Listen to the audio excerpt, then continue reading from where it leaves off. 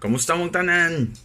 Si Rod Maceda ni, giawhag ko kamo karong July 31, 2022, Sunday from 1 p.m. to 7 p.m.